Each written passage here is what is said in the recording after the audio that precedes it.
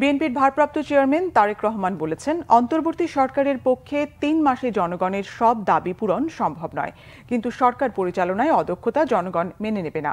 জাতীয়তাবাদী textile engineers association of Bangladesh জেটেবের দিনব্যাপী কাউন্সিলের সমাপনী অধিবেশনে প্রধান অতিথির বক্তব্যে বিএনপির ভারপ্রাপ্ত চেয়ারম্যান তারেক রহমান বলেন, জুলাই আগস্ট গণ অভ্যুত্থানে ৩০,০০০ মানুষকে নির্মমভাবে আহত করা হয়েছে, ২,০০০-এর বেশি ছাত্র জনতাকে হত্যা করা হয়েছে।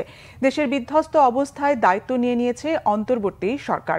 অন্তর্বর্তী সরকারের ৩ মাসে মাফিয়া সরকারের তৈরি করা জঞ্জাল দূর করা সম্ভব নয়, কিন্তু সরকারের ব্যর্থতা নিয়ে প্রশ্ন ওঠাও অন্যায্য নয়। অন্তর্বর্তী সরকার ব্যর্থ হলে গণতন্ত্র ব্যর্থ হবে বলে মন্তব্য করেন তিনি। জুলাই আগস্ট গণ অভ্যুত্থানে আহতরা হাসপাতাল থেকে যেভাবে রাজপথে নেমে এসেছে, সেই দৃশ্য লজ্জার বলে মন্তব্য করেন তারেক রহমান। রাষ্ট্র সংস্কার করতে গিয়ে অগ্রাধিকারে ভুল হলে তা সরকারের ব্যর্থতা বলে জনগণ মনে করবে।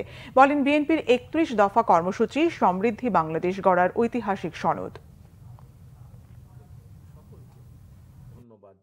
মাফিয়া সরকার প্রায় ১৫ বছরের তাদের তৈরি করা যে জঞ্জাল ৩ মাসে দূর করা সম্ভব নয়। তবে ৩ মাস পর সরকারের যে অন্তর্বর্তীকালীন সরকার, তাদের সফলতা কিংবা ব্যর্থতা নিয়ে জনমনে প্রশ্ন ওঠা অন্যায্য কিংবা অস্বাভাবিকও নয়।